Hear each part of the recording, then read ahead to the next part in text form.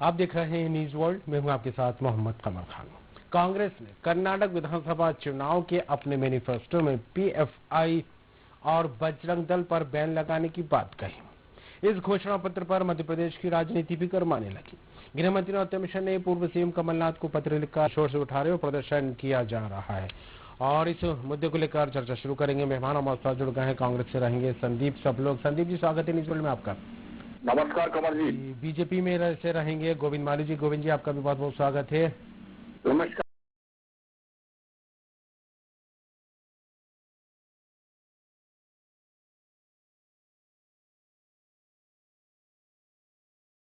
की बात करते हैं कि बजरंग दल पर बैन क्यों लगाया जा रहा है, तो मैं आपसे बड़ा साफ कहना चाहता हूं और इनसे भी पूछना चाहता हूं। सम्मानीय गोविंद मालू जी को मैं बहुत ही संजीदा और वरिष्ठ प्रवक्ता मानता हूं और ये मान के चलता हूं कि वो भारतीय जनता पार्टी की ओर से जो बोलेंगे सच बोलेंगे।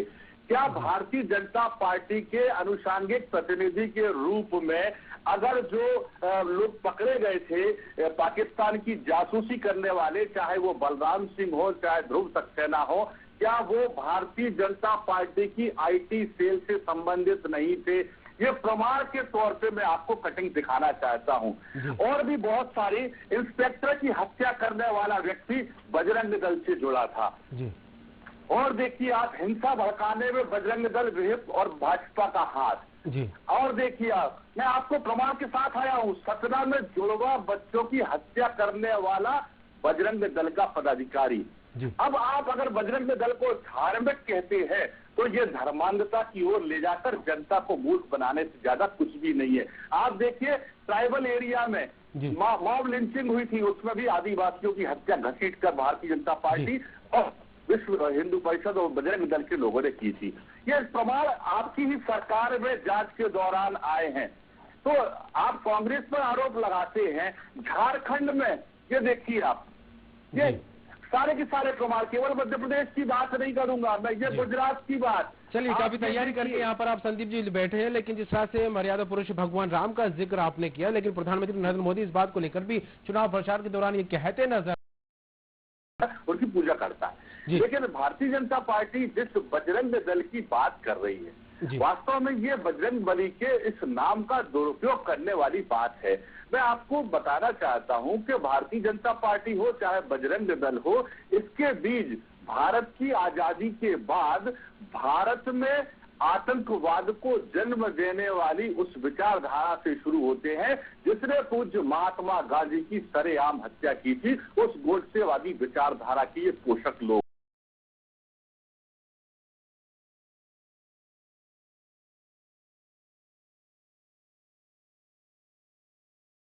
कमर जी, भारतीय जनता पार्टी को अगर राजनीतिक धरातल पर खड़े होने की संजीवनी मिली है तो देश में धार्मिकता के नाम पर धर्मांधता फैलाने से मिली है।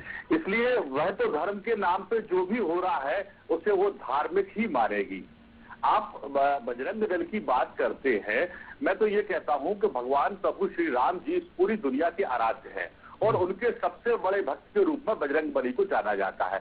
बजरंग बली जी को जिस समय प्रभु राम जी अपना शरीर को त्याग करके वैकुंठ धाम को प्रस्थान कर रहे थे तो उन्होंने बजरंग बली को आशीर्वाद दिया था कि आप जो है सातों युग में, चारों युग में आप शरीर रहेंगे और आपको दुष्टों का नाश करना है, रावणात्व का अंत करना है। ये एक मूल भावना बजरंग बली के साथ है और इसी आस्था और विश्वास के साथ लेकर कांग्रेस पार्टी ही नहीं, भारत का हर हिंदू धर्म को मानने वाला प्रभु बजरंग बली की आस्था में पूजा और आस्था रखता है, उनकी पूजा करता है। लेकिन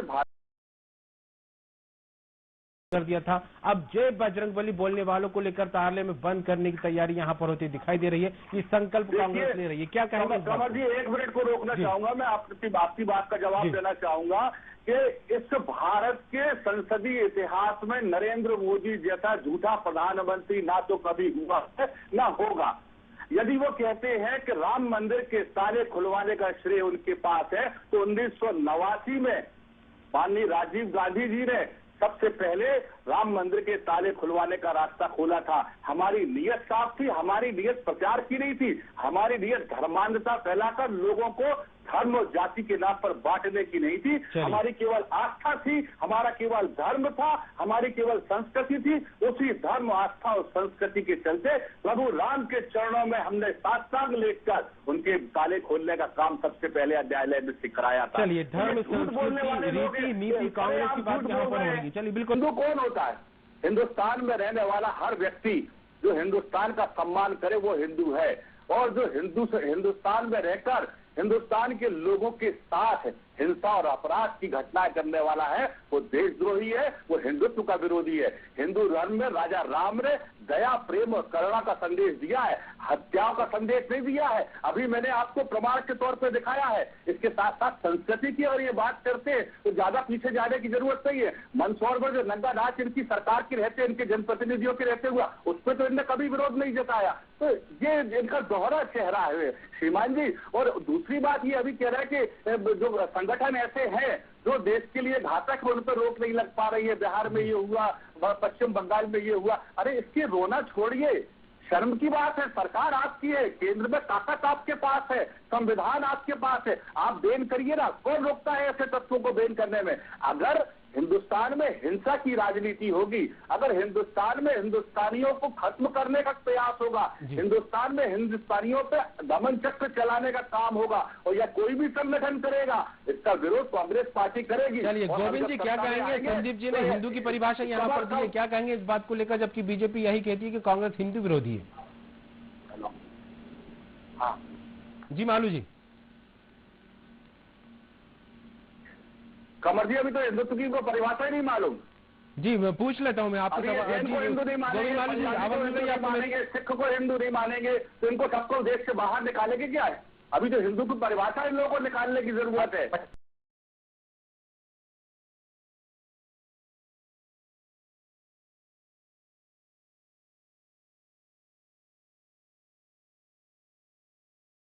ये कहना चाहता हूं कि जिस तरह से कर्नाटक में इनके 40% के भ्रष्टाचार को इन्हीं के मंत्रियों ने उजागर किया और वहां से इनकी जमीन सरकना शुरू होना साफ दिखाई दे रहा है और इसके बाद अन्य राज्यों का नंबर आने वाला है। इससे भारतीय जनता पार्टी केंद्र से लेकर नीचे के स्तर तक बेहद घबराई हुई है। हमने जिस तरह के संकल्प जनता के सामने रखे हैं कि वहां महिला सम्मान निधि के रूप में 2000 रुपए दिए जाएंगे, महिलाओं के लिए फ्री बस में यात्रा दी जाएगी, 1500 रुपए बेरोजगारों को 5000 रुपए बेरोजगारों को 2 साल तक हम भत्ता देंगे। ऐसी तमाम लोक कल्याणकारी योजनाओं के चलते, हमारे संकल्पों के चलते कर्नाटक की जनता कांग्रेस पार्टी के पीछे खड़ी है और 5 दिन बाद होने वाले मतदान के बाद यह स्थिति साफ हो जाएगी कि वहां पर कांग्रेस की सरकार का परचम फहराने वाला। भारतीय जनता पार्टी इस बात से घबराई हुई है क्योंकि अब ज्यादा लंबे समय तक भारत की भोली भाली जनता को धर्म और जाति, संप्रदाय, वर्ग के नाम पे गुमराह नहीं किया जा सकता है। जनता को रोटी चाहिए, रोजगार चाहिए, विकास चाहिए, सुरक्षा चाहिए। बताइए कहाँ है सुरक्षा? जी, लेकिन संदीप जी इस पूरे मामले को लेकर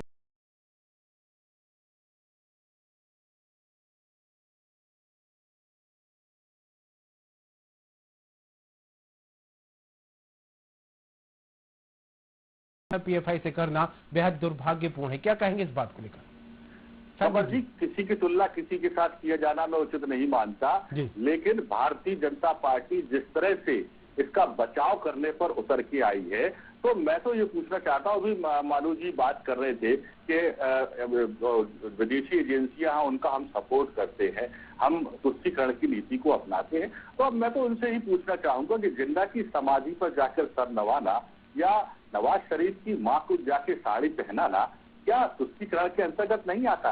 अगर ये तुष्टीकरण के अंतर्गत नहीं आता है तो इनके राष्ट्रवाद का जो सांस्कृतिक राष्ट्रवाद का नमूना है, क्या वो है?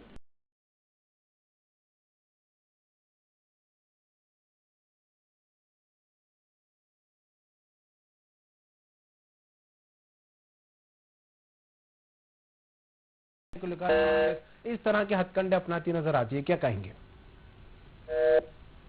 धर्म जाति की और बच की राजनीति करती है, ना करती आई है, ना करेगी।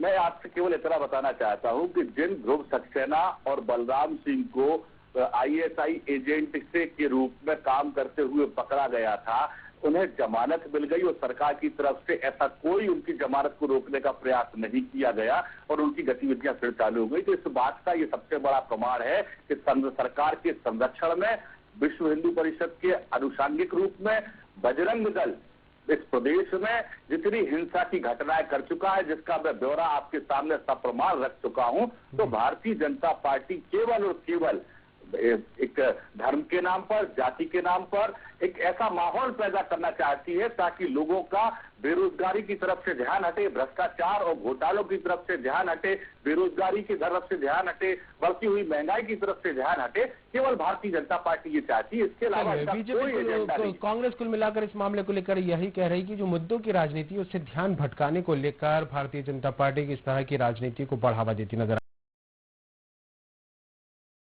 आपकी 9 साल की सरकार क्या चूड़ियां पहनकर बैठी है मालूम साहब?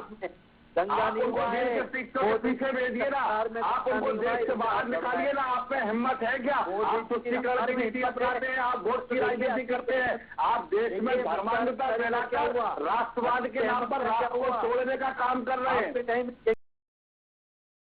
संजय जी कुछ कहना चाह रहे हैं, गोविंद जी सुन लेते जी। संजय जी, आपने मुगल कालीन मालू साहब 8 साल से 9 साल से आप केंद्र में बैठे हैं, आपने इनके खिलाफ कार्रवाई क्यों नहीं की? ये देश जानता है, ये दुनिया जानती है। जिस समय खालिस्तान में अलगाववाद की आग शुरू हुई थी, इंदिरा जी ने सबसे पहले आगे बढ़ते और आतंकवाद को, अलगाववाद को रोकने का काम किया था और अपनी जान दी थी। मैं आपको याद दिलाना चाहता हूँ दक्षिण भारत में जब अलगाववाद के बीच में थे तो राजीव गांधी जी ने इस देश में सबसे पहले आतंकवाद को, अलगाववाद को खत्म करने का प्रयास किया था, जिसका परिणाम उनको अपनी जान देना पड़ी थी। आप बताइए भारतीय जनता पार्टी की 9 साल में आपने किस प्रांत में हिंसा और आतंकवाद को कुचलने का काम किया? आपका कौन सा नेता इसमें शहीद हुआ? हम तो शहादत की लंबा इतिहास लेकर चलने वाले लोग हैं। हम राष्ट्रवादी लोग, दिखावा करने वाले लोग नहीं है, हम मुंह चलाने वाले लोग नहीं है, हम देश को करके दिखाने वाले लोग और मर के दिखाने वाले लोग हैं। हम अगर 100 बार भी मरना पड़ता है तो हम 100 बार भी मरने को तैयार है। आप तो लोगों को मारने में भरोसा करते हैं मालू जी।